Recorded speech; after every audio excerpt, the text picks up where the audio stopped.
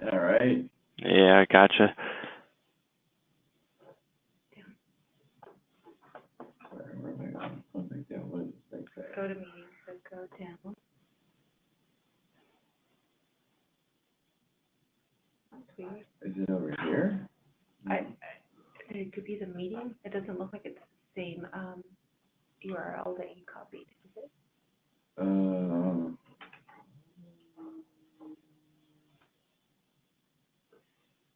Thing here was here. It's in your tab, one of the tabs. Oh, all right. Let's go here. Oh, it's, Go to meeting. first go to meetings, so keep going down.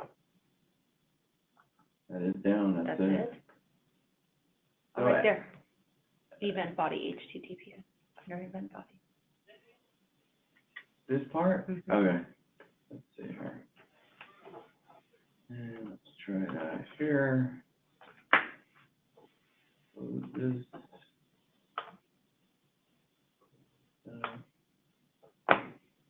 Okay. Hey, there we are. Yeah, now we see your screen. You can see my screen? Yes, sir. Oh, excellent. All right.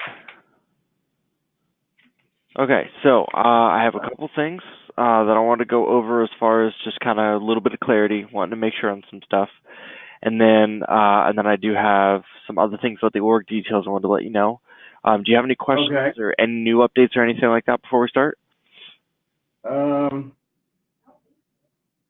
Yeah, I don't know if there's, I mean, everything seems confusing to us, of course, but we wanted to try and preserve what Pulse already has in there for, I guess, red boxes and stuff, and we're not trying to start over, so we're trying to complement that. Okay. And that's where we put the little note up the top there. Keep all existing red fields and add the hard error list below, so we could kind of just build on top of what's there. So that's the way we're envisioning that, just trying to complement and add to.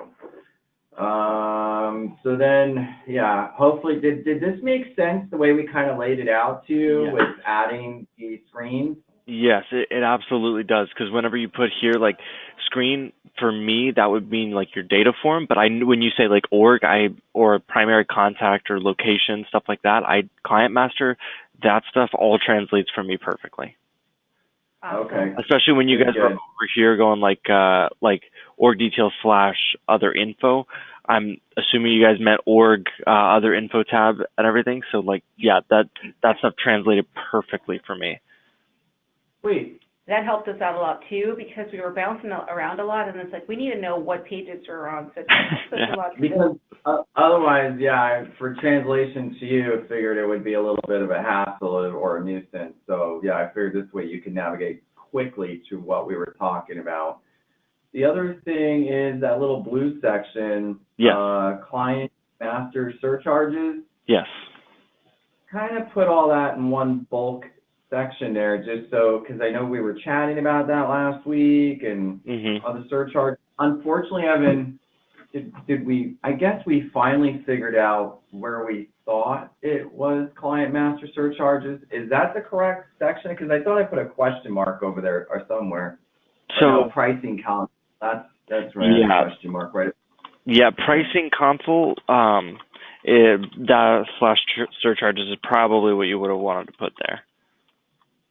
Because it's got it. Now, I mean, technically so the pricing console is actually just a collective view of data forms, but we'd actually interact with the client master in a certain way. So you're actually not really totally wrong. Okay. So you're actually more right than you probably knew. Okay, good. Excellent. You guys have been. As long as you were tracking with us. What? As long as you were tracking with us and you understood what we were trying to achieve here. Well, I mean, not to, get sappy or weird or anything, but, like, you guys, honestly, this has been one of the most refreshing implementations I've done in a long time. Just in all. That's very flattering. Well, it's because, like, for instance, this part about you guys, like, we want to complement the existing parts of the system. Everybody else is like, that's great. I'm happy you guys build that. So can you build us our own custom stuff? And I'm like, what? It's like, Yeah. like, would you guys say stuff like that? Everybody here goes, oh, they just became our new favorite client. That's what we want. We want to be on the top of your list. Like, yes, how can we help these guys? Only because, you know what? We're still trying to figure the system out, and we're figuring we want to ramp up fast. And the only way we could do that is if we sort of become a chameleon, adapt to what you guys have, and try to complement it.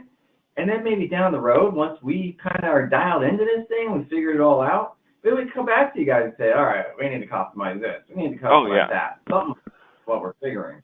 Oh, for sure. And I mean, this is the struggle that makes what your guys, the way your mindset about how to go about this is so much better than the mindset of a lot of other clients have dealt with. And the reason is this: most of them want their custom stuff now, and they have 14 different locations to enter the same information.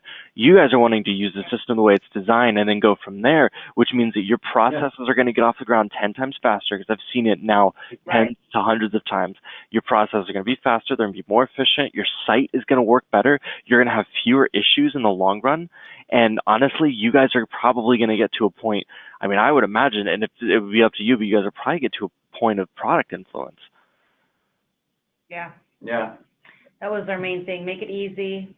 We don't need to reinvent the wheel right just yet. No. Just let's go with it. You guys know what you're doing. We'll just see what we prefer.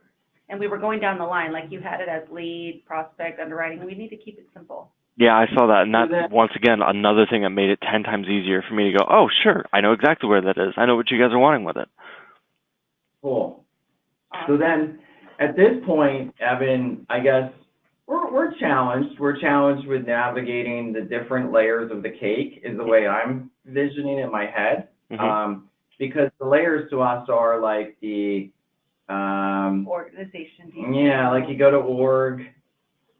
So this is like layer 1 to me in my brain. Yeah, that's a good way of looking at it. So yeah, if you want to pull one up, I'll show you kind of how we're sort of trying to absorb this. So here's layer 1, right, of the cake, and then to me layer 2 of the cake is go to workspace. To me that's like layer 2 of the cake, and then layer 3 to me is the client master, because that's pretty much the bottom level to me. Okay. The cake. And I know there's. Go ahead. Could I modify that slightly to help you understand the interactions a little bit better? Absolutely. Okay. So the way I would look at your organization is almost kind of like the tag on the box, the sticker that says it costs this much, this is what cake you ordered. And the reason why, because we talk to people as saying the organization's a lot like business card. The reason why is because the workspace is more like the box for all the cake itself, because all the things like your client master, your pricing, your client team, things like that exist inside of a workspace. Okay, so the workspace is the toolbox. Yes, yes. This is where you build the engine or something. Yeah, that's all. It's almost kind of like this is your engine housing. Okay. Because the thing about it is that, like, the organizations, because the organizations is part of our leads management system, you can have an organization without having a workspace, but you can't have a workspace without an organization. Okay. So that relationship makes the organization to workspace to the client master a little bit different. And it's kind of, don't get me wrong, it takes a little bit to wrap your brain around it. It took me and everybody else who's working here. It takes us a little bit to get that down, especially when you're actually in it trying to use it. Right. But yeah, the workspace is like your housing for all of these different details and stuff. For instance, when you guys start getting like many employees and stuff like that entered in the system and comp claims and whatnot like that, if you decided to go down that route, they would all be stored within a workspace. Okay. So it's the frame, it's the structure of the house. Then we Absolutely. have the foundation of the house. We got to build a house on this or something. Yeah, I would almost look at it like it's the walls and the roof and the floor of a house, but inside the house is your furniture, your beds, your dishes and stuff, and all those pieces are your individual data forms, like your client master. Okay. Got it. Okay. Yeah. Right. That's cool. True, because the house is already built, but there's nothing inside of it. Exactly. That's exactly it. Okay. All right. So then, the client master screen, what are we doing over there? This is client master. So, This is the client master is like what? What do you call on this screen? What do you visualize this one like? so the client master is kind of like your, it's kind of your client profile. It's the additional details, like if, for instance, if the organization is a business card, then the client master is like a Facebook profile. It is more in depth. You've got all sorts of stuff on here that's going to be more about, like, for instance, pay frequency, first payroll date, statuses. You're going to have contract type, client number. So this is where the more of that information starts to really kind of get pulled together, so that you can go, I need to understand who this client is. You can go to the client master and go, oh, okay, so they are these people. We know their address. We know where they are. We know what kind of corporation they are. That kind of information of who the client is culminates on the client master. Okay. So looking at the business card, the client profile, and then back to workspace, that one to fit in or correlate with biz card, client profile, how would you word it that way for workspace? Let's see, what's a good way of putting it?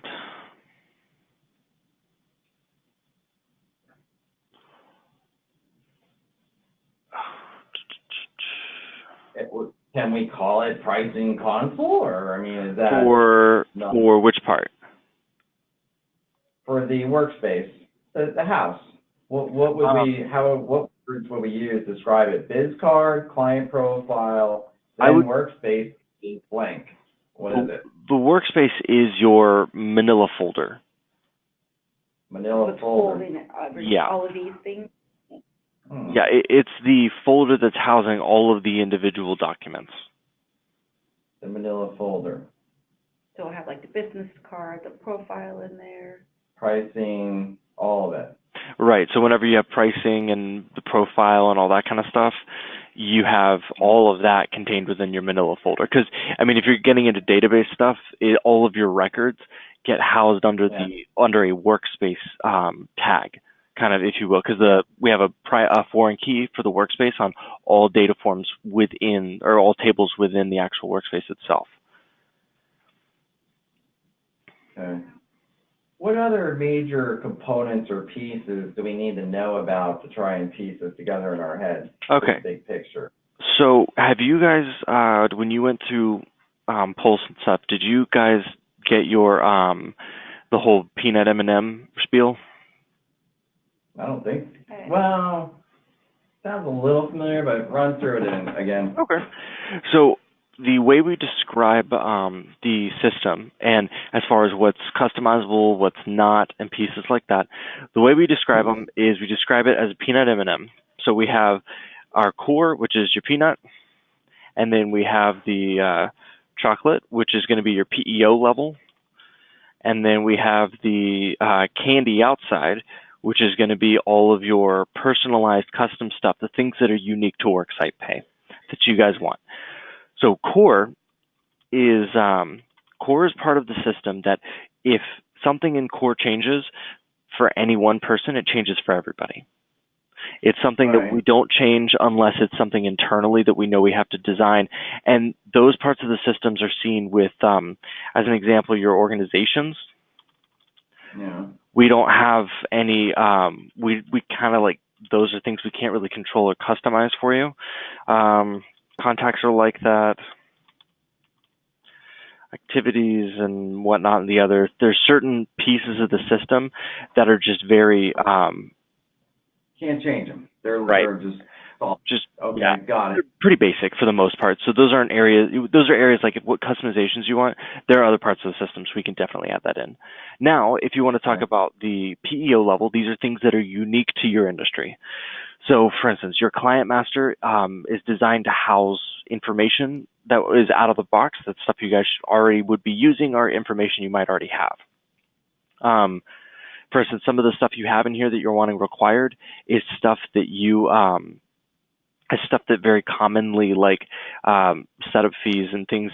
Those are things that are very PEO oriented that come out of the box for you. And then the candy level is, for instance, CSAs or your proposals, things of that nature. Whenever you're wanting, let's say that you want some custom area of the system to pull information into that document that's maybe a little more unique to how you work. That would be custom development, but that's custom to you, and that's on a candy level. Okay. So that's a good analogy of the, what we can do in a system about some of the bits and parts and pieces of it. So is there anything else other than organization, client master, and workspace that are, major areas that we need to know about? I mean, is that pretty much the whole kit and caboodle with those three things: organization, client master, and workspace? Being that you guys have sales and pricing, the pricing area is also something that I would definitely go through with you guys. Most of the time I like to get it in, I like to do this section later when we get closer to your designing your outputs. And the reason being is because there's going to be numbers in here you're going to see that you're going to go, we want that on our proposal, or we want that here. And so they go really well together. When you go, oh, well, this gross annual payroll, we want that pulled in. Can we do that? So that I usually try to go through that at the same time. How did you get to the pricing console again? Excuse me. So we have I'm on your workspace right now. We have a custom link right here. So you can actually click to it from right here. Okay. On your client master as well, we also have a custom link right there. All right. So as long as it's easy to navigate to, because I don't remember. Pricing console. Okay. And the pricing console is, we've got our biz card, client profile, manila folder. Pricing console is just strictly pricing.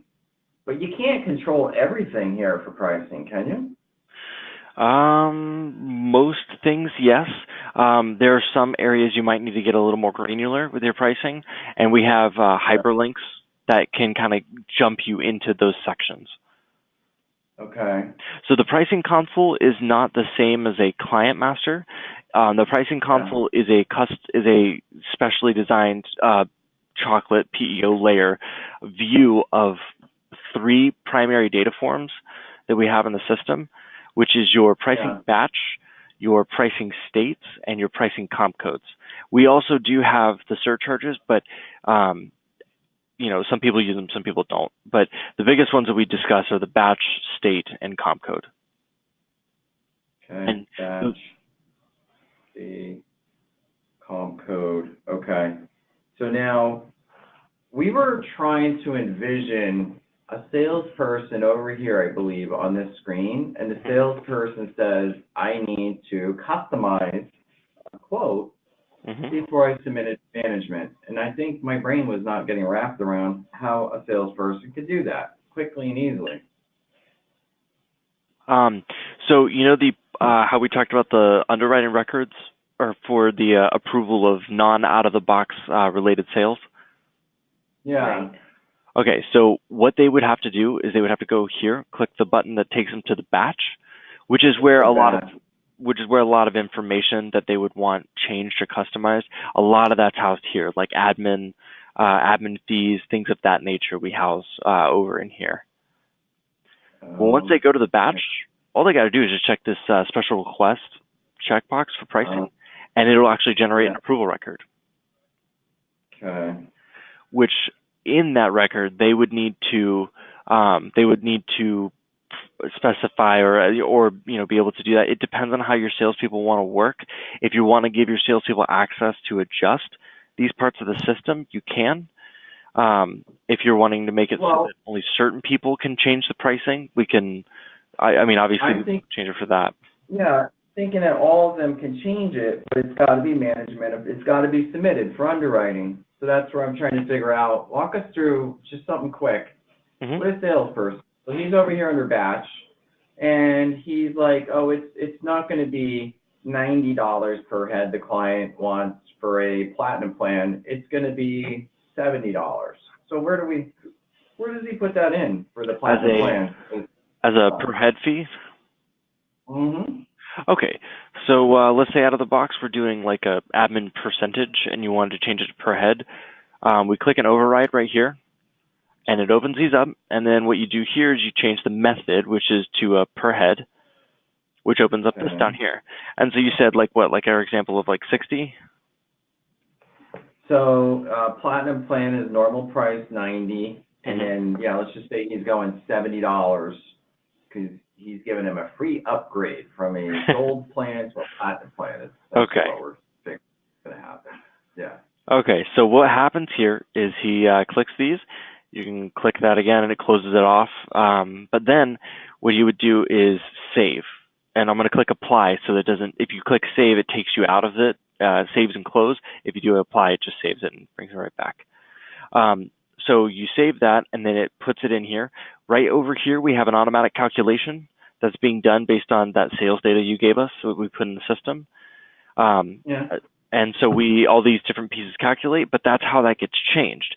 Now, in the regards of how to give somebody access to that, we usually recommend that they click a request special pricing, generate something, and somebody of a higher authority comes in here and makes the edits instead of the salesperson themselves, because of oftentimes there's a lot of times we've had where clients want to limit the salespeople access because they would be able to go in, change everything, and sell it to the client without anybody's approval. Oh no. Yeah, we were envisioning that salesperson could do an override, but they are only overriding with the condition that it has to be submitted for underwriting approval. Then manager can tweak anything they want and approve it. Then it's locked, and as long as they don't override it again, then they can create a proposal. Is that not the right way to think of it? We could do something like that, possibly, where they would have to check this box to unlock this, and then that would so we possibly could. But they're not messing with master pricing in the system, are they? No. They're not messing with any defaults. They're just messing with. They would just be making adjustments to that client.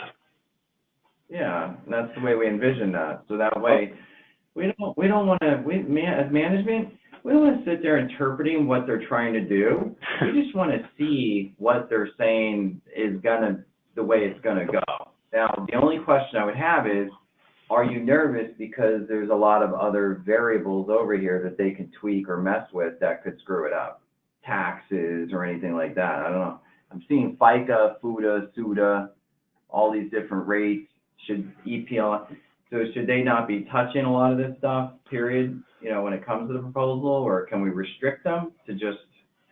Yes, we can. So we can restrict any salespeople, or really anybody in the system, to whatever you want. We usually recommend that you restrict them to, if you want to allow them to make edits, they should be making admin type fee edits.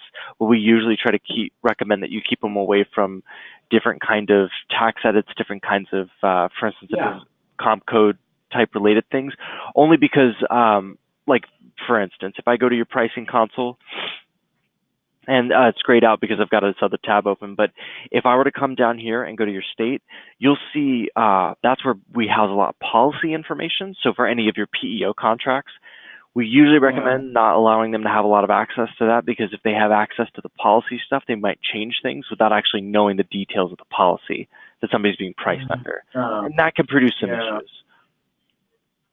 So can they just change the per employee per month, something like that, and then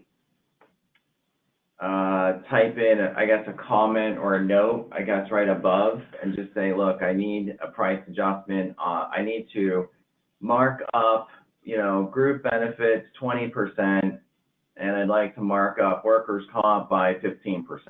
Can they just make comments like that, and then management can do that? So, yes. So what we could do is with the special the request special pricing. Right now we have it set up where when they want it, they check this button, it creates the approval record. And in here, they could actually add that comment of saying, I need the admin fee changed to a PPM of this. And now in that, if you were wanting to keep it to where they had to put the comment in there, so somebody of authority who had the approval right to go in and do that, we can restrict them. They can see this, but they can't edit it. We could give them that kind of access. However, we will, just so you know, after we get your workflow configuration stuff going, we will give you, we'll go through a whole security bit to customize each as department needs and stuff within sales. And it'll also give you templates so that you can build users off of the same security design. Okay. Well, probably, well, so just give me a visual of how does that, at full pricing, how does that salesperson choose which metal tier they want to pick? Even full price. Where are they going? Oh, I see. PEO. You got contract type PEO Platinum up here, right there. But can you click on that, or was that somewhere else? Let me do a little, I'll do a little run through for you then. So let's say I'm a salesperson, I'm going in here and I'm saying I want to, I talk to the client or the prospect, they don't want a PEO contract, they want to go with an ASO Platinum. So they would go to the client master here and they would go, okay, let me choose the contract type from here. So obviously we have the PEO ASO, but then you also have your metal tiers. They would go into here and they would go, let me find it, and they would click here. They would save it. And so now that they've saved that contract type, the data that you guys gave us changes their pricing. Master. So this reloads with the new information in here, and then pricing points get changed based on that contract type. So that was under client profile?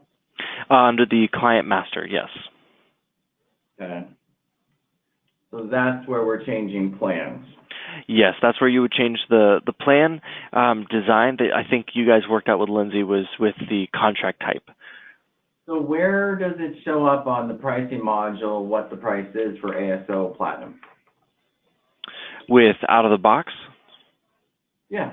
Where does it end up showing up? If there's no obviously no adjustments that have been made, the numbers in here are what you're going to be getting. So you'll have like a work comp rate, a billing rate, gross payroll that's been entered based on whatever the comp code is that's been entered in here. Yeah. That's optional if we want to do that, because that would be PEO, correct? So the only time we're going to see comp is PEO mode, workers' comp, or group benefits. So that will by default not even be a factor in pricing. So with pricing, on all of them, on all of your pricings that you do set up, what we recommend is whenever you first do a pricing, it requires you to add a state and code. And adding one of these, here's the little pop-up. It just wants you to add state, add a comp code, and then add a pay frequency and gross payroll, just some general information. We recommend that and it requires that you add one of these in at the minimum. And the only reason why is even if it is an ASO contract, it's just general information that you can store so that in the event that you renewed the ASO to a PEO or something of that nature changed, the information's already there for you. And you can, when it comes to, it also aids in reporting on that kind of information in the future. So then, I'm trying to figure out for proposal purposes, I mean, we make it too complicated for them. They're going to just feel like it's going to be a mountain. You got to move a mountain just to get a quote. You know, and that's what I'm trying to avoid here for quoting purposes. Mm-hmm. So right here, the only requirements are that you put a state, and you don't actually have to even put a comp code. Right, no code, and then what pay frequency, and that's it. Right, so actually, that's on here. That's the only real requirements. So if I were to save this, because we're in a test. Well, it'll load, okay. And so if I save that, it'll just save a state, another state in there. So actually this was because this is just a pseudo one that I put in there. This one wouldn't necessarily have to even be in here. and it would have a state stored, but you use that just to build out a template for you for the way that the pricing works. But I mean, they don't, unless it's got that kind of like red text or red surroundings of the box, they don't have to really fill it out. Okay. So then this is pricing console. Salesperson comes over here. They already on the client master figured out what plan. So now, essentially, if they're not changing anything, they should be able to click proposal and have this populate proposal. So what they would do is, depending on the status you want it to be in for when a proposal is allowed to be generated, we would have these report links here. Wait to look for the status, and upon the right status, they will be over here, and all they got to do is just click it, and it'll do this, preparing your document, and create a document for you. So can we look at that document at the last page where the pricing is supposed to be programmed in? Which page did you want? The document you just pulled up, the proposal. And then just go to the last page.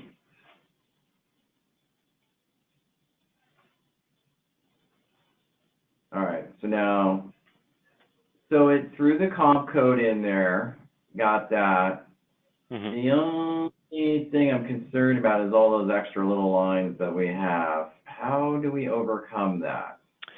That would be, that would probably be some dynamic work I might have to do. Yeah, because I don't want extra lines showing up, and I think I just threw them in there just as a template. To Lindsay it was, right, who I was working with? Yeah. Yeah. So I just gave her that with those extra lines because I don't know how many. So it would have to be dynamic because if there's only one comp code, we only need one line. Right. Oh, no, absolutely. All right. And then for administration, delivery fee, policy issuance and setup fee. Yeah. Waivers. I mean, I just copied this stuff. That's the only thing. It's like from another proposal. So I mean, a delivery fee, I just wonder if it's like, it's just not even in the industry. I almost think we should just get rid of it.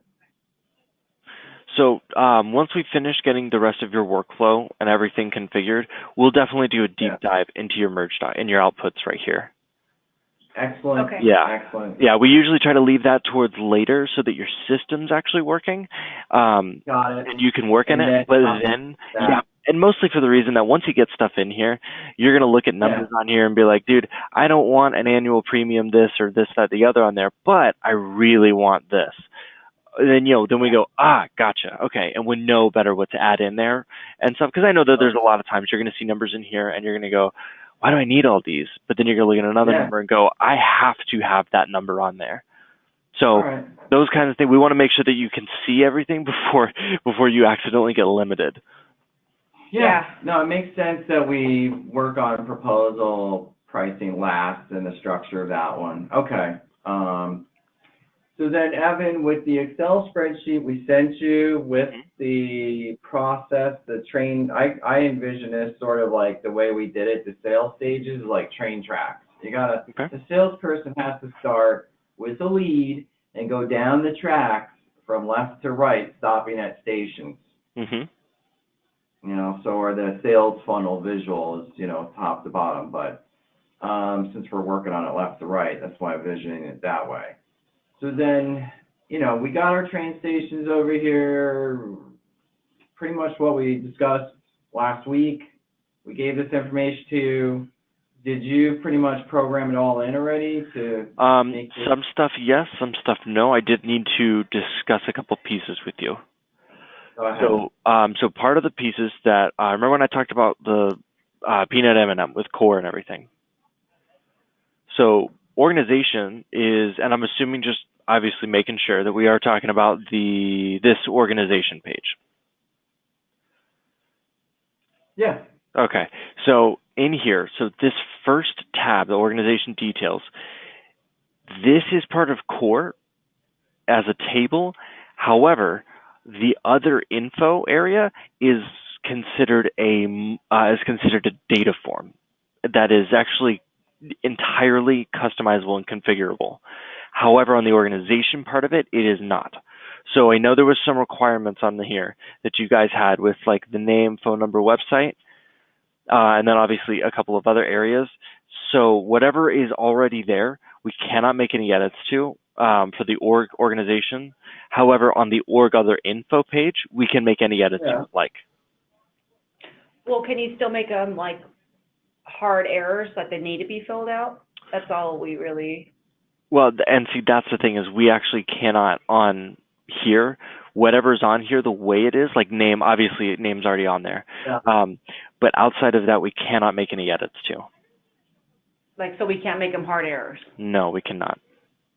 All right, so what did we do on our lead screen that's not, what did we add? Pretty much anything that's under organization. So like this one is already done because that's out of the box. We give you that one. Okay. However, the phone number and website are not required on there. Not Right, and we can't change that there. However, this is part of where I wanted to discuss a little more with you guys. So if we go into your site, these areas obviously is for leads we can't require there, but we do have your pricing on the client, or not the pricing, client master. So these fields are bringing over that information there, but however, there. Well, if you guys are using with how you're using Prism and everything, if you do enter the information there, it will. So actually, this is a little bit of it's kind of a weird thing to explain. It's its own beast, but the information that you enter in there,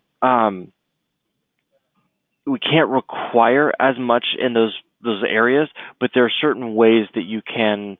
For instance, if you wanted the information stored over here, and let's say your guys just don't use this page, we could do that for you if you wanted to. Just those are the kinds of possibilities of ways. I know it's not preferred, but those are the only ways that we would be able to require them. But it is better than nothing sometimes.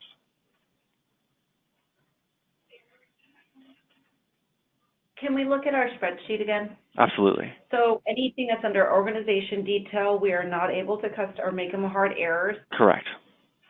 So the only thing will be other info page, you can throw it over there and make a requirement. Yep. So these I've already added to the system. Okay. As an example, and the primary So email. why don't we make phone and website other info required, and then link that data back to the organizational details? Does that make sense, Evan?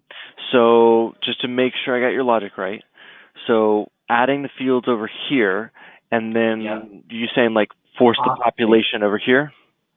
Yep. Right. We would not be able to do a forced population there on the organization. Like that, for us, that's how closed off and away from it is. If like the only way we'd be able to do it would be something everybody would have the same thing. Like every single client we have. We're going to scratch those two items then, I guess. Okay. From the Excel spreadsheet. So I don't know if you want to just kind of mark them red or whatever because they can't be done. Yeah. Okay. Yeah. Just, that's. It's a no-go. No-go. Unfortunately. The primary contact is also part of core. Okay. Contacts are part of core. Now, in here there are certain, the primary contact obviously is not being able to set, but I believe there should be a hard error that requires you to create a contact for the organization. All right. All right. I believe that there is, so that part there should be some helpful part to that. That's just first name, last name, and that's basically it or something, right? It's not going to be phone number or anything. Like, well, when you add a primary contact, it gives you a whole new screen of like their personal info. First name, last name. Yeah. That's it. Okay, let's move on.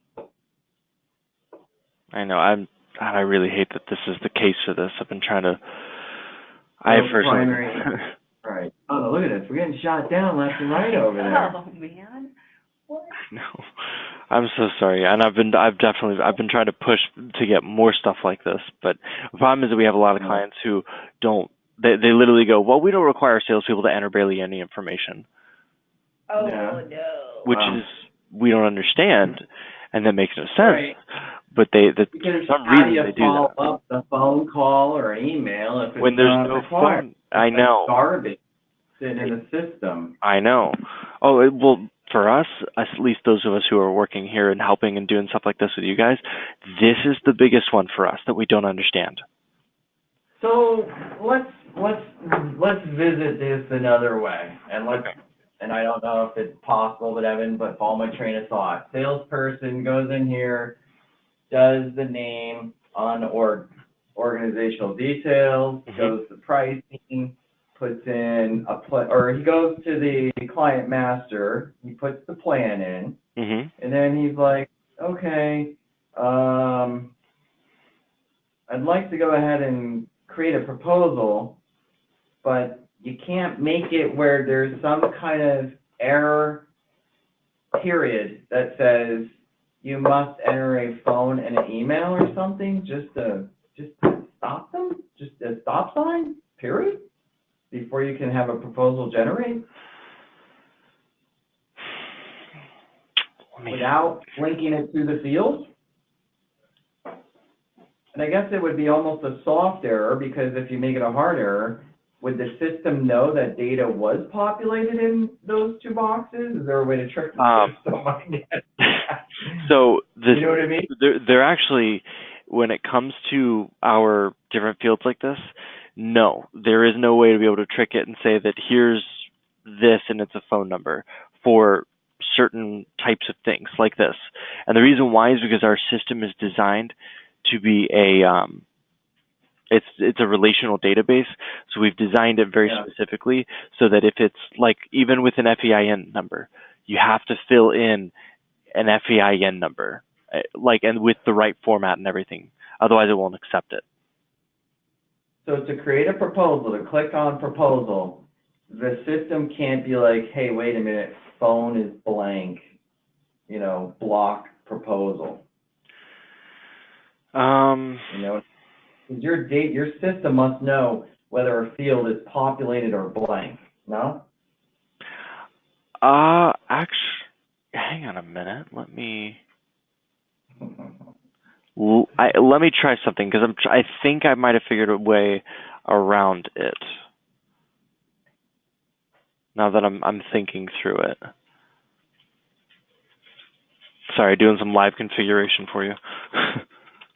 No worries, take your time, because this is probably super critical to us with that phone and email. I mean, understandably so.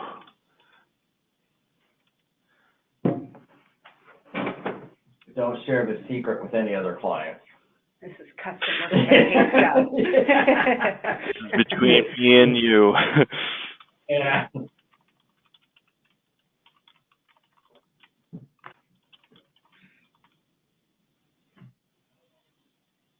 Okay.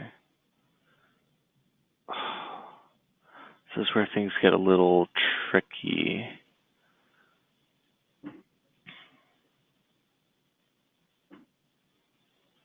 Because, Donna, I don't even want a salesperson to, number one, if it's out of the box, full price proposal, send the proposal until they've got these two required things. Right.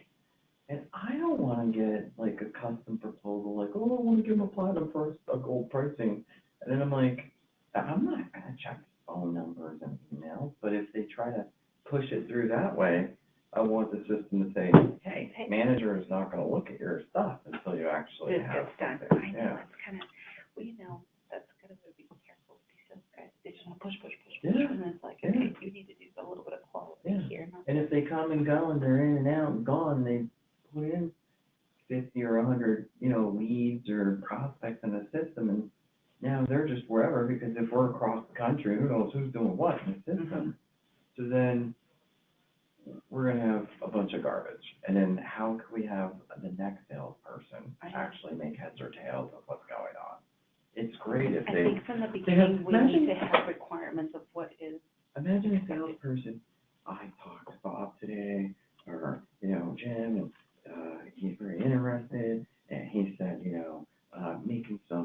approval changes to company and call him back, you know, in 30 April, days, yeah. you know, and it's like, oh, great, the next salesperson sees all the beautiful details of the communication. Well, anybody that's worked with. Or even the same salesperson goes back a month later and he's got an activity. He's gonna be like, oh my God, how do I get a hold of this person?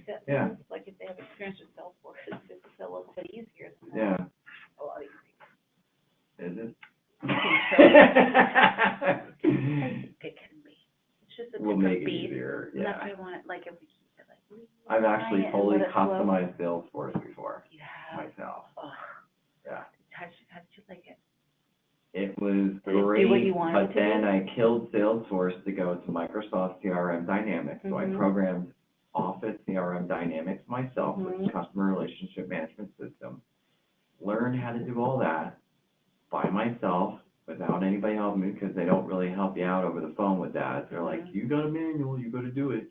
Yeah, So I did that, and then even Bryce, when we joined up, I still had the dynamics in place, but then I brainstormed to figure out that dynamics, we could kill it, and I forget what was the reason that we were able to kill it and just keep things more consolidated, like in the Q2 system. I forget what it was, because there was, the sales room. So the reason we were doing Salesforce and Dynamics is because the pipeline. Yeah. You know, the board, the sales room wasn't up online until like maybe a year and a half ago or something like that in Q2. Mhm. So that's kind of like new for them. It's nice. Yeah, because it shows it actually, it doesn't actually show like a sales funnel, but it's got the board. It's got the Yeah, sales you can see board. the board. Yeah. It's very helpful. Well, as of right now, no. We're not going to be able to get that right. I know. And So the reason, if it's blank, it won't say it's blank. right. So, I mean, there are other things that we could do that we could try to figure out some kind of an alternative. I would like to work with your team to try and figure that out, because to create a proposal or to submit something to underwriting for approval, I don't know how your system would not know if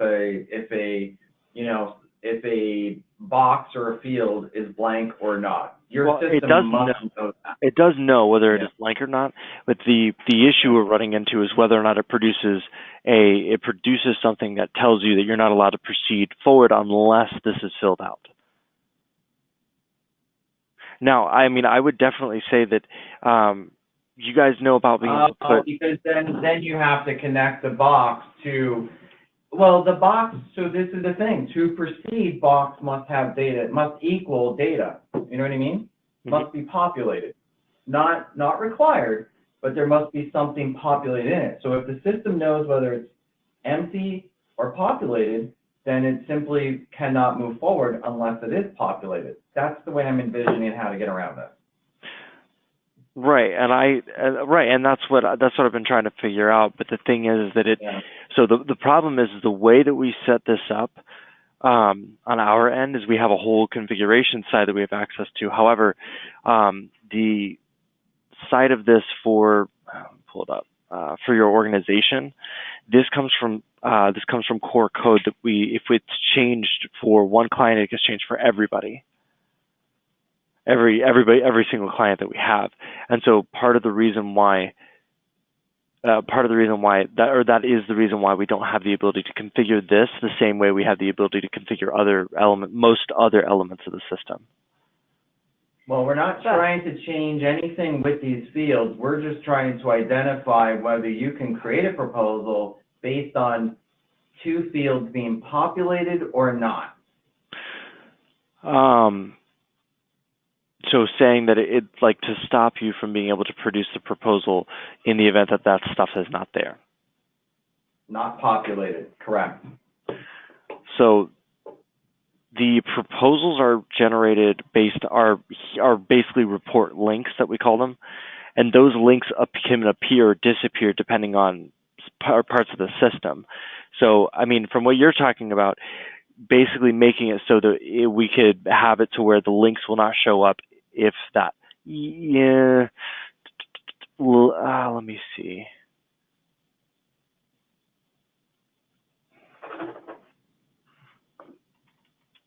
Let me try that real quick, and I'll see about those dependencies.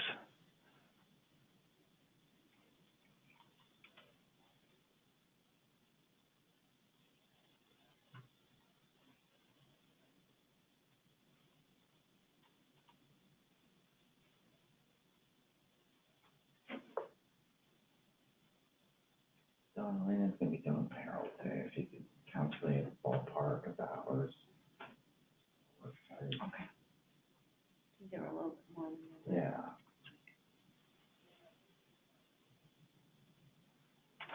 What are the dates? Sunday to Sunday, right? Uh, Yeah. yeah.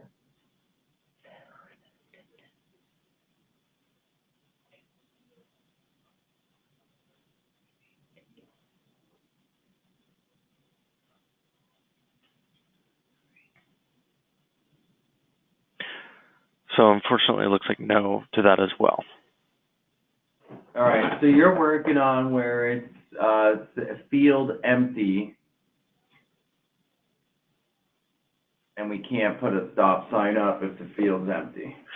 Correct. So yeah, the idea of saying that you can't even access the reports until those are filled in would not work as well. And the reason being is because we don't. So in the links that we have on the sides, we have this customization designed for them, but part of them is setting conditions for which they will appear. In those in those conditions, we have it where you can search for you obviously can choose the data form or the table that it's on, and then from there you can choose the column or fields that you're going to make that dependency on. Well, we don't have access to those when it comes to that part of customization. It's crazy because you would figure it's almost like a generic kind of thing, which wouldn't really hurt anything, right? You know, with the core. Part of it really is because we have so many clients that either have brokers or salesmen or whoever that are coming in here and building out some kind of a profile, but they don't want to have to fill in the phone, or not all of them fill in phone, some fill in this, some fill in that. So it's either kind of like put a hard error on everything or put a hard error on nothing. And so that's the struggle we've been. That's back to required fields, and that's veering off course where we're going. But proposal, there is nothing that can stop anybody from making a proposal, or is there? Yes, there are things that we can stop it, but things in the organization. So there was something that's very popular that would stop somebody from making a proposal. The status. Oftentimes, that's what we have. So for instance, whenever they are trying to get into, let me get over here. So the approved status is oftentimes when we have clients generate the proposal and have it sent out to the client. So in this approved status is when those links usually generate, and so we've actually put the dependency on that client master status for that. Show us where the field is that shows the status part of it. We have right up in here, we have in this widget, the org status, contract status. Contract status is the one that we usually work with that. And that's where all these submit links and things like that. There's status right there below. It says workflow something down below. Workflow information, status quote. So you're saying that field is allowed to block a proposal? Yes, we could do that. But that's what we have. That's an option for you. It does not. Is that built in as a, getting back to your core? Is that the peanut option? Or that is chocolate. Chocolate. It's chocolate. But we already determined that we wanted to change the plan and go to the client master. There are all the other fields like this. It's just the core certain select areas we cannot make dependencies or edits to them. However, most of these other areas throughout the entirety of the system you can. There's more places you can make those dependencies on than not. So let's look at this a different way.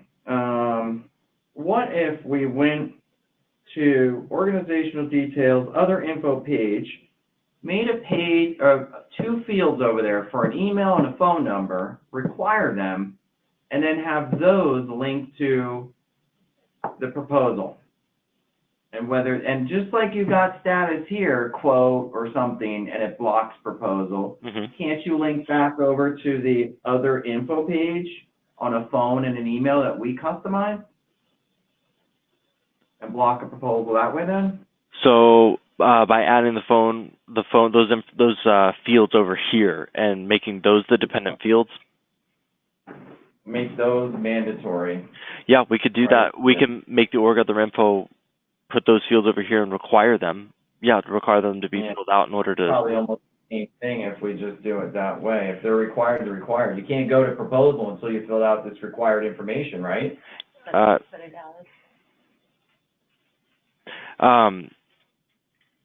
I mean, yeah, well, yes. I mean, the hard error would require the data to be filled in there in order to save it. In order to save it, however, if you're wanting, like, for instance, if you were to make it in here, where let's say you wanted these links to appear based on, let's just say these are your 2 fields, so you want pay frequency and this to be appeared, then that would be a separate configuration. It wouldn't be a hard error configuration. It would be a link condition configuration that would be happening.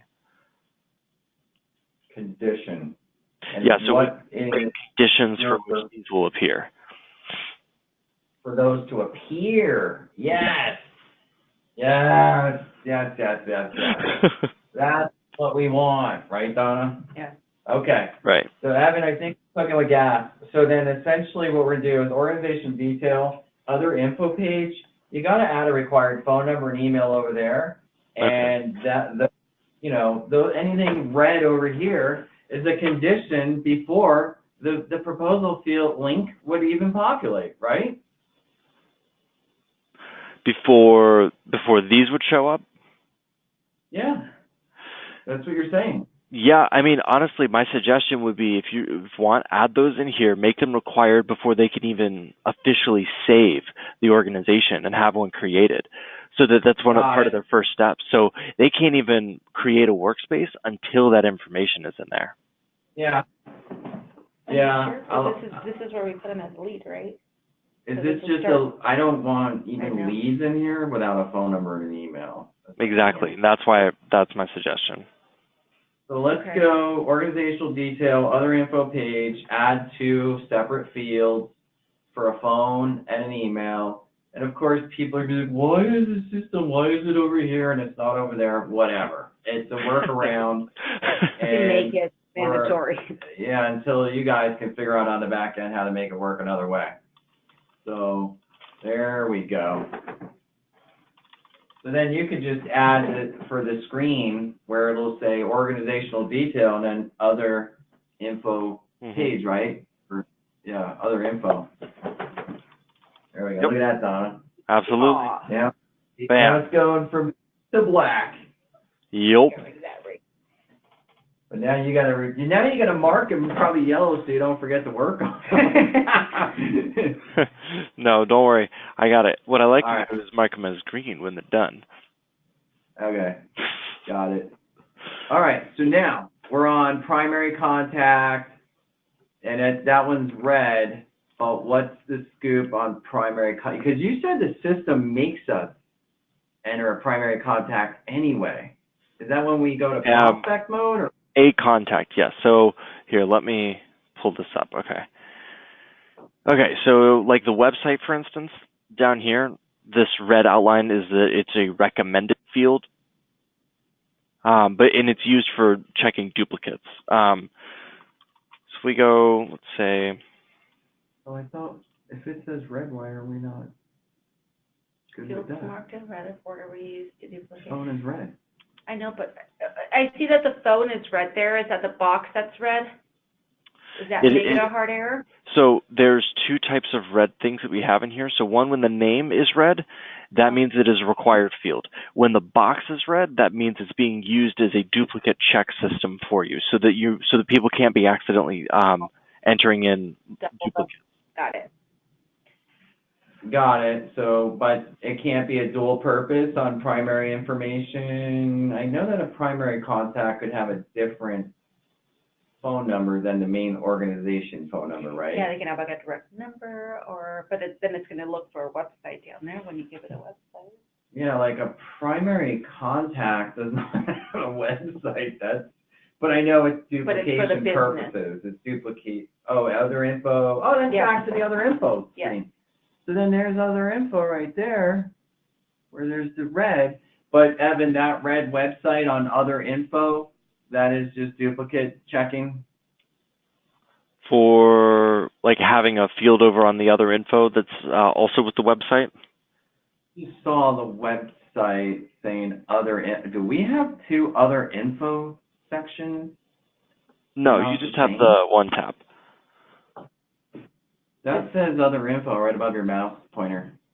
Yeah, well, so this other info is like we call these field sets. So this is a field set for the organization that is just other info based on the just general info here, as opposed to the other info tab is more of we call it the other info because it's the customization element to this for you, so that you're able to have more customizations on this. Yeah. I would love it if it just said custom info or something different. Yeah. Because now we're like, oh, when we're talking to each other about other info, well, what other info? Which one? The other info tab? The other info general other info? Oh, this is the peanut. Yeah.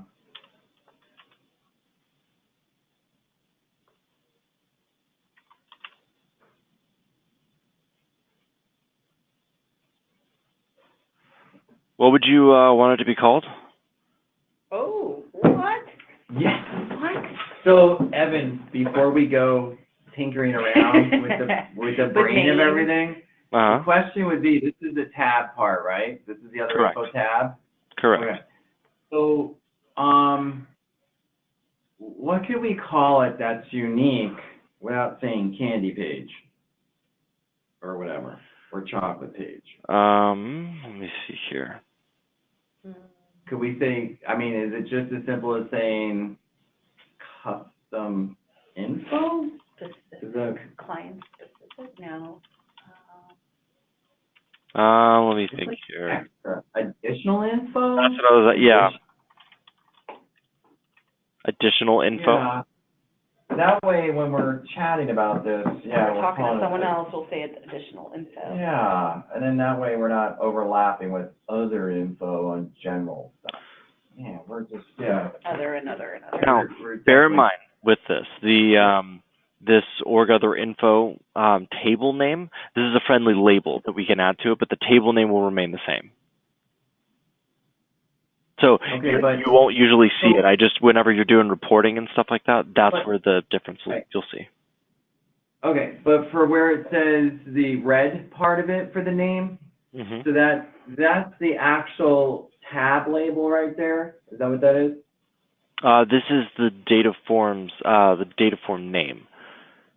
So that should be your friendly name that will change for the tab. For the tab, that's what's gonna But I change. think the tab should just say additional info, not additional org info. Okay. I'm just thinking we're already on organization, you know what I mean? So additional info, and we should know that that's organization. Let's go check it out, see what it looks like.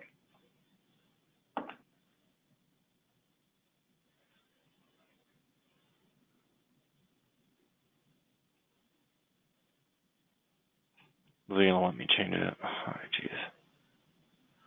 I hope it'll let me change it. This is one of our super hard-coded areas, so I'm trying to. Hopefully, it'll let me change it. And most to all other circumstances, that is what you would need to do to change, or you would need to have done to change it. Because I know they call it it's the core, but if we have it across every organization, why can't we just have it be important or like a required field? Yeah. So we see your red dots on the right side there, Evan. Yeah. But that's not something you control, huh? Well, on the org other info, I can. Oh, because this is additional info. Got it. Okay. Right. Yeah, we just changed the field behavior. Okay. Which, by the way, I know, obviously, Patrick, I know that you've done quite a bit of with configurations and things like that. This is something that we usually have to do for you, but I kind of also wanted to, if you get a little exposure to it, then when you and I chat about stuff, it makes it a lot easier for you to be like, hey, can you make sure it's this, that, and the other? Absolutely. And I think it's just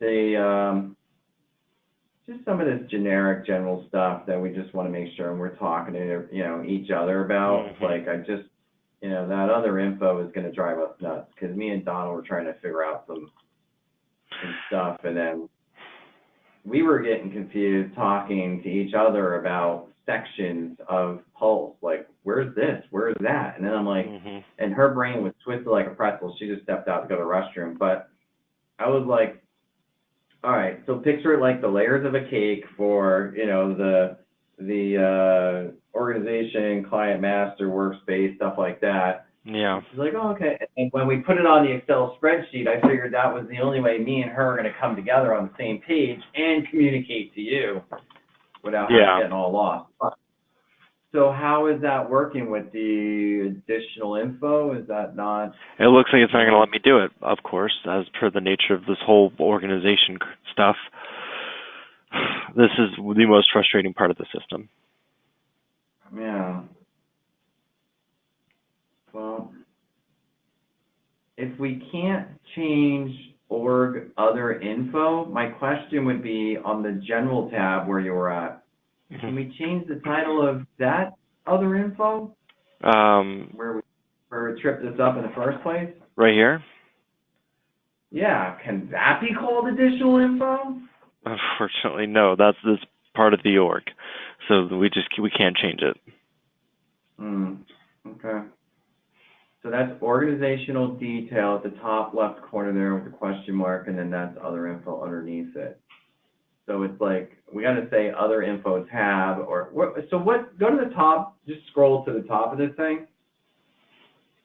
So you're at the home page right now. So there's other info home, and then there's the other info tab. All right, we'll just have to identify these things in conversations the right way. All right, so getting back to the Excel spreadsheet, real quick, just jump back over there. So you didn't miss anything. Nothing at all. It's not changing. So what we have is the prospect portion of it, I think is where we're at. And the prospect portion, primary contact, org detail. Are we putting all of that in? So Evan, this is where we were at, I guess, and that is cross-checking. So now we were seeing red boxes, but it was just double-checking that there's not a duplicate contact in the system, right? On Correct. These red boxes. Okay. So now, address. So if we're converting to a prospect,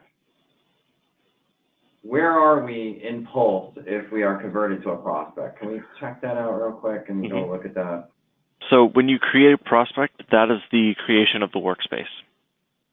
Okay, so that means you got to be on the workspace page to see a prospect. Is that the idea? The Manila folder? Yes. So a prospect has a workspace and a client master. So that's that whole, like, for instance, if you go to the client module, which is up to the top, and then we go to the contract stage, we change it from client to, in your case, I believe, we start here, prospect. We do a search. Here are those that are in the prospect status. Okay. So all of them have a workspace, and they have a client master. Okay, so we're just trying to get linked between the Excel spreadsheet, prospect, and the data that we're trying to request that is like all red right now on the Excel spreadsheet.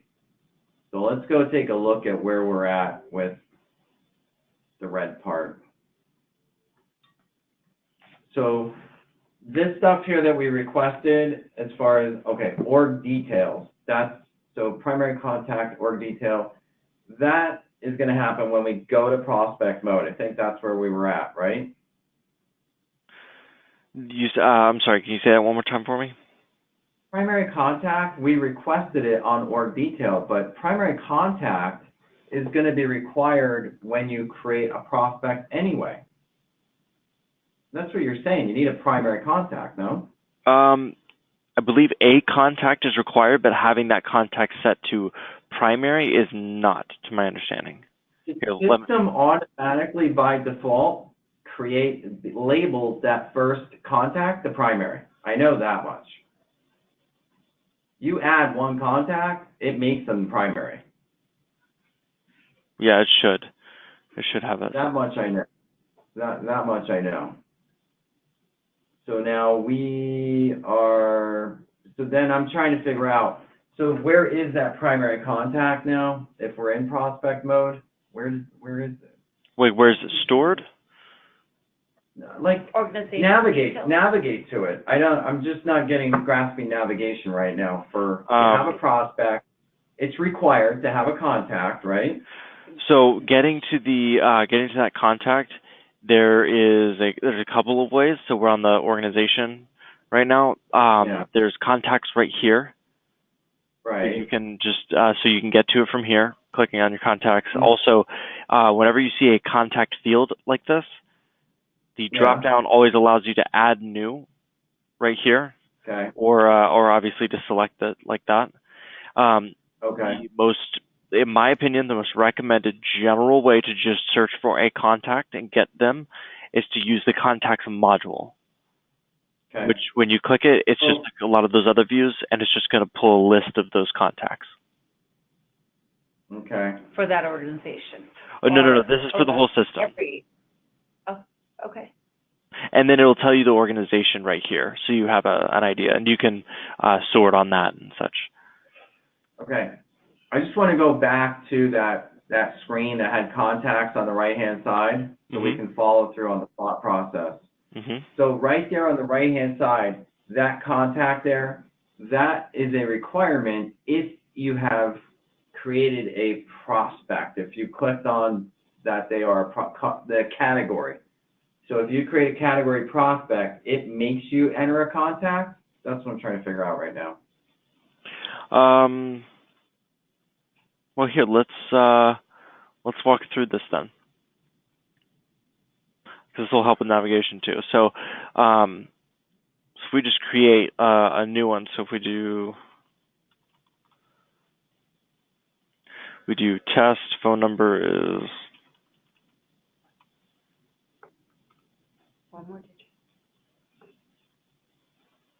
an organization, and the phone is required there. So, and the website. No, remember this is their cross-referencing. Just cross-reference. But if you don't put it in, how do you? What if you leave phone and website blank? What happens? Let me show you.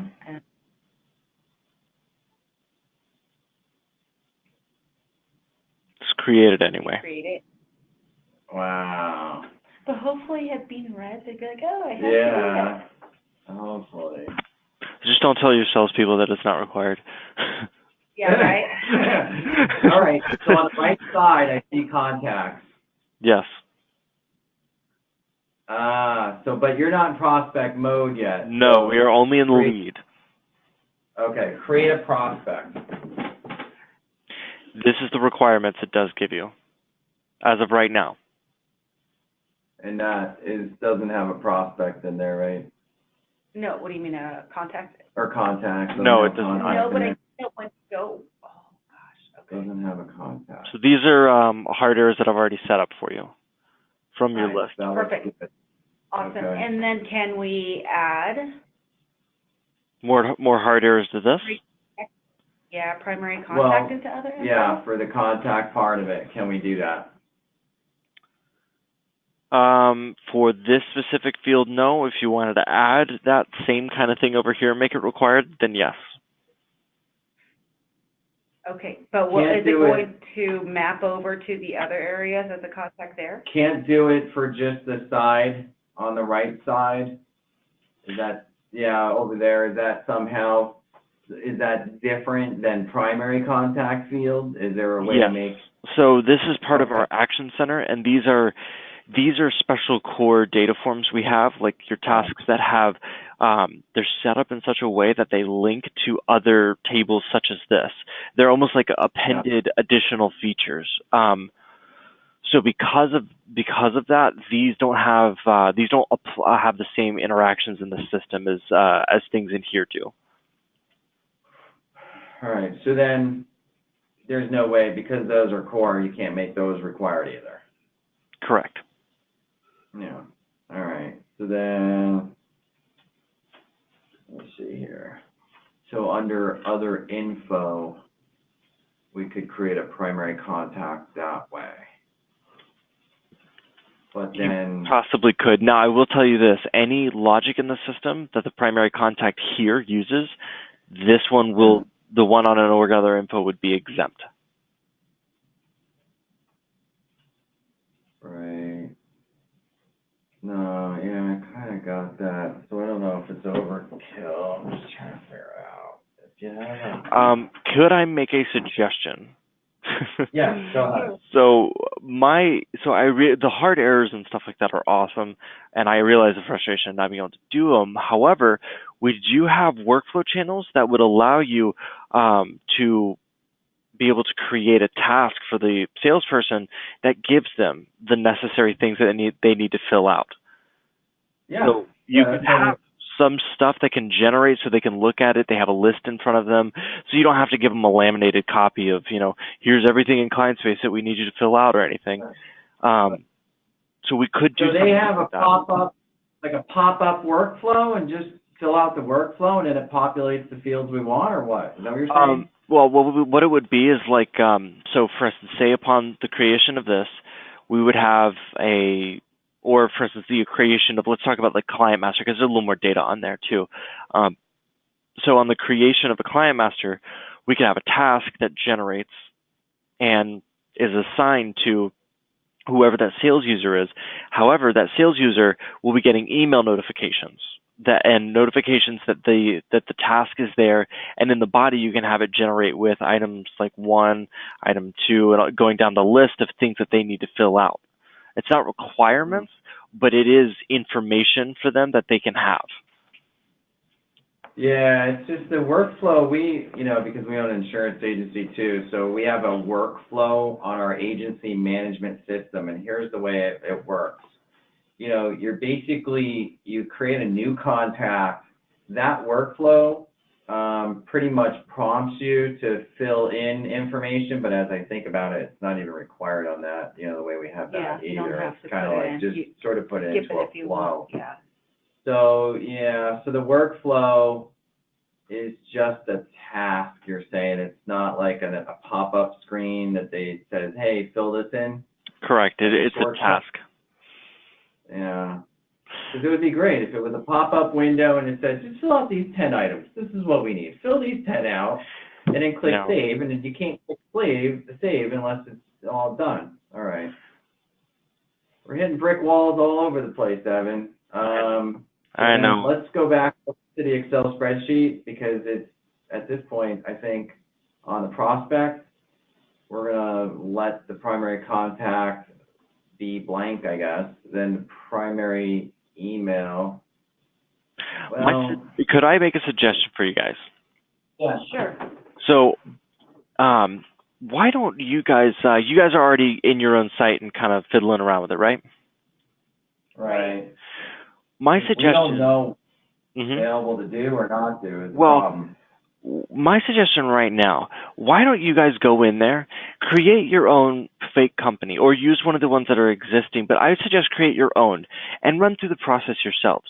And then just kind of feel it out, see where certain things happen, certain things don't, and get a feel for it. And that might give you guys a better idea as to how you might want to add these pieces in there. We did why we're chatting with you, because we have gone through it, and our wish list on this Excel spreadsheet is basic, and I know your team loves us, but it seems like, I don't know if they're loving us because they're like, haha, these guys can't do all that. No, You no. know, I mean,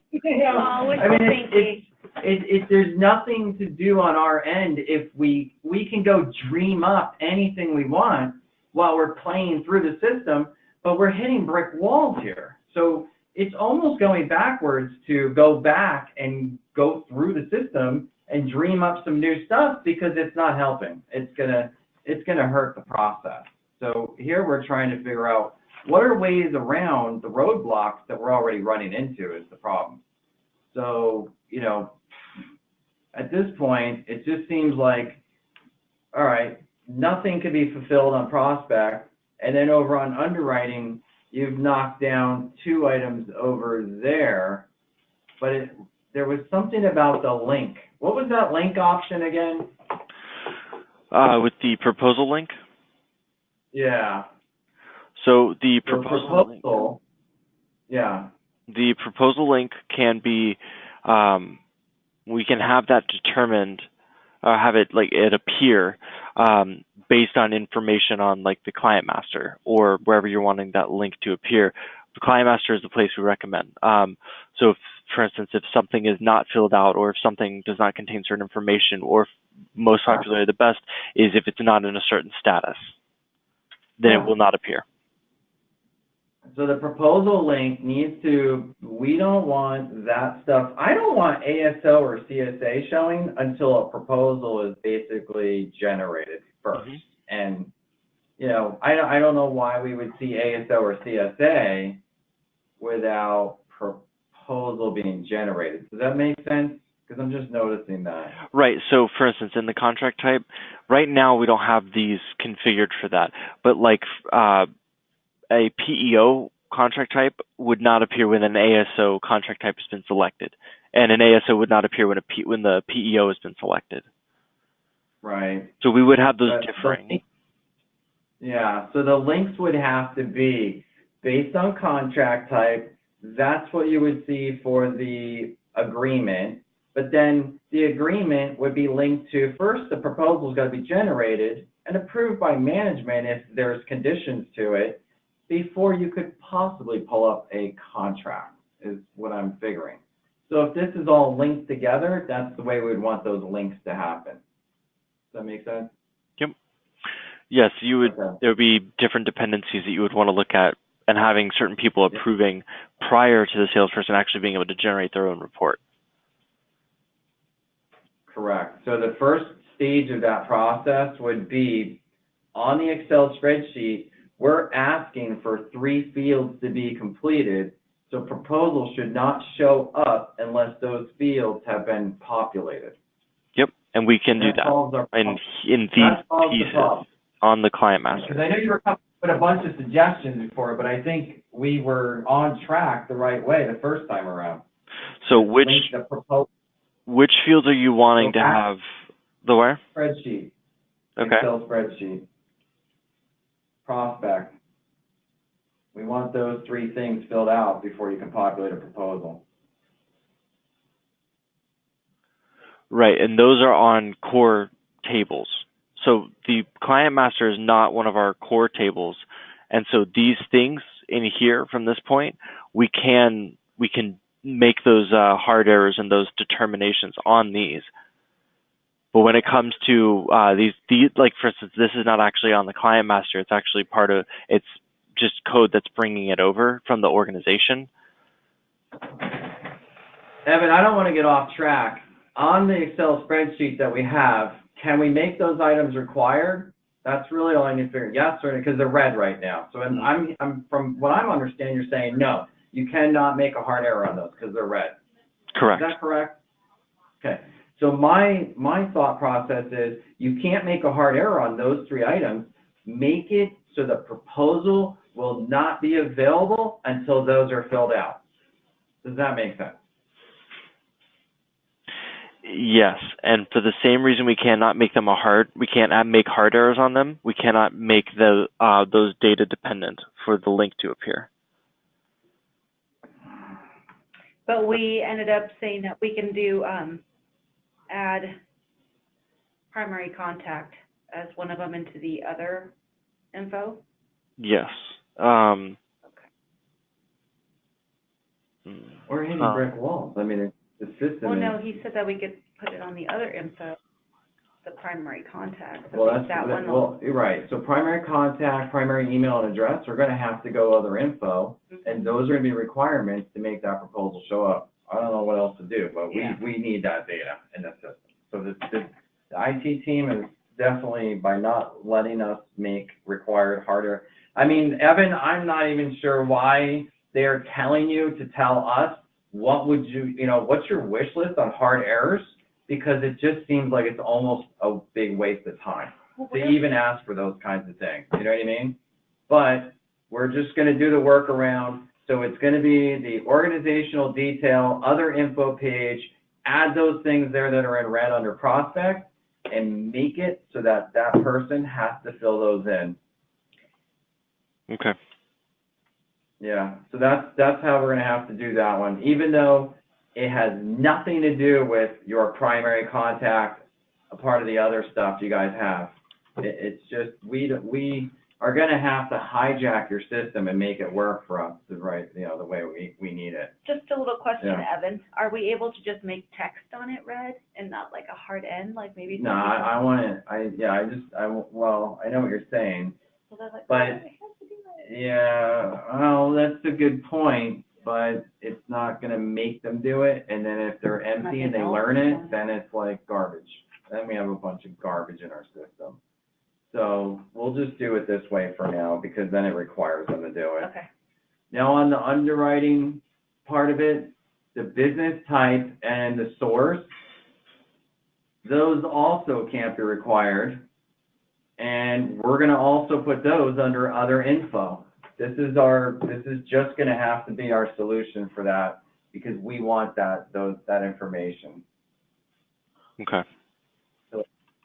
So those two red ones, under underwriting, we don't want a proposal populating until we know what type of business they have and how did they find us.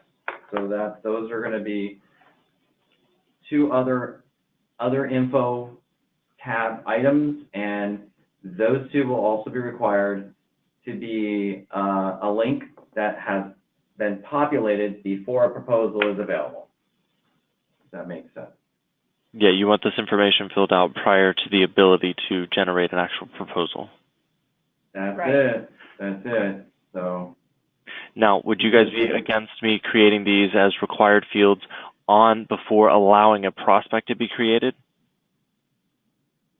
So it's just a list of information that they just have to fill out. So instead of going prospect, they only have to fill out these. Underwriting, they only have to fill out these. It's just information that they gather all at once.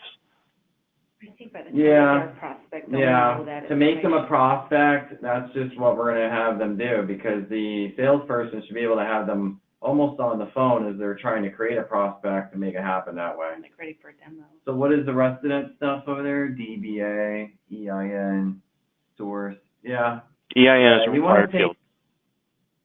Yeah. So you're taking them to a prospect, and the reason you're taking them in our brain. Okay, so that's demo complete. Okay, so then that means, all right, you completed a demo, now you're asking that information to make a proposal at that point. Yeah, that's fine. All right, so does that solve all these problems, Evan, just doing it this way? For the org details, yes. Yeah, until your IT team, figures out some other thing, I guess, which we're gonna, we don't want them to do anything special because it sounds like they can't anyway, so I guess there's no brainstorming session that has to happen afterwards, for all that.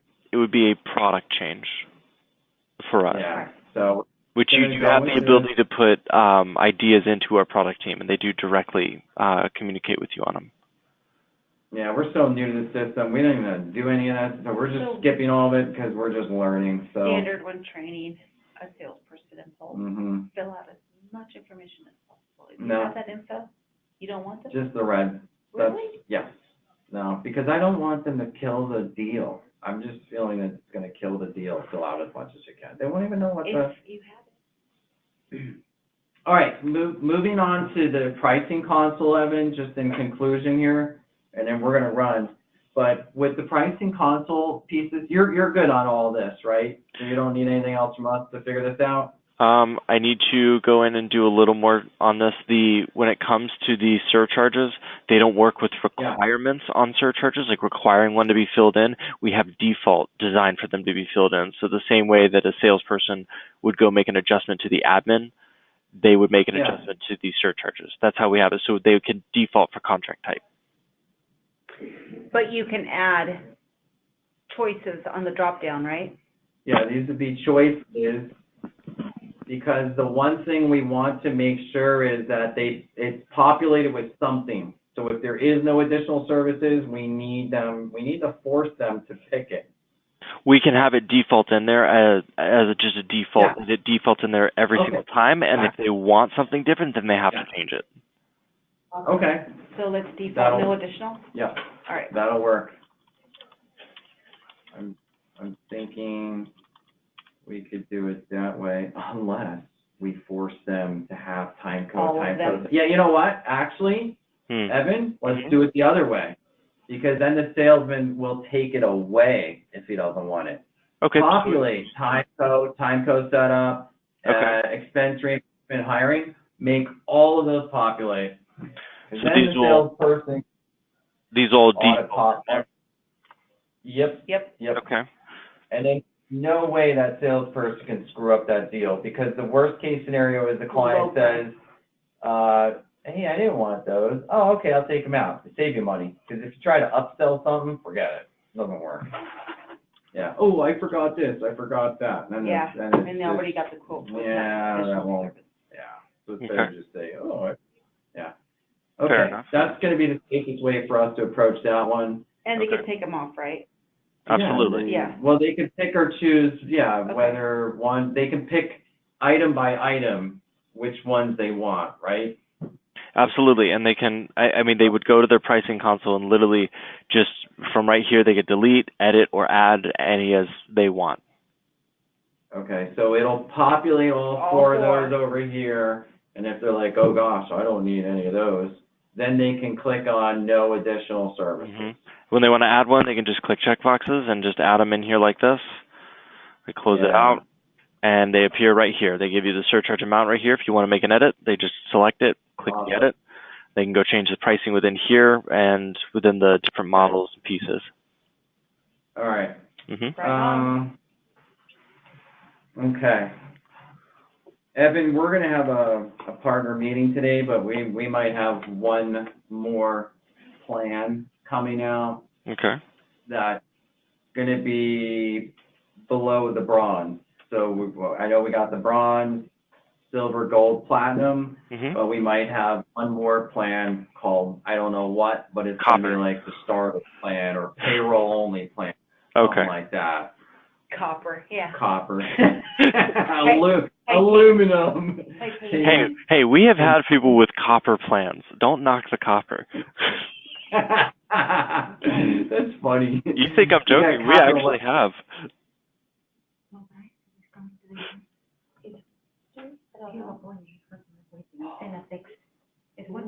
So Elena, you got QQ, look up Bryce and get a hold of him right now. Just call him. Look him up in QQ as an employee and call him. Don't worry about it, Dawn. She can do that. So, let's see here. Okay, so we got that problem solved. Now, as far as the pricing console, Evan, I think you're going to put all this together. Then what we're going to do is we're going to run through what all this looks like. And then on the pricing console part of it, I think we sort of went through that anyway. So, yeah. All right. So what we're going to do is we're going to let you go play with all this, figure all that out, get it all programmed, and then I guess we'll just watch a run-through on it to see how it all unfolds. Then we'll go from there. All righty. When do you want to do that, Evan? I'm going to try to have it done by our meeting tomorrow. All right. Awesome. Perfect. Thanks, Evan. Appreciate it. You got it. All right. Thank you, Have a bye. good one, guys. Bye.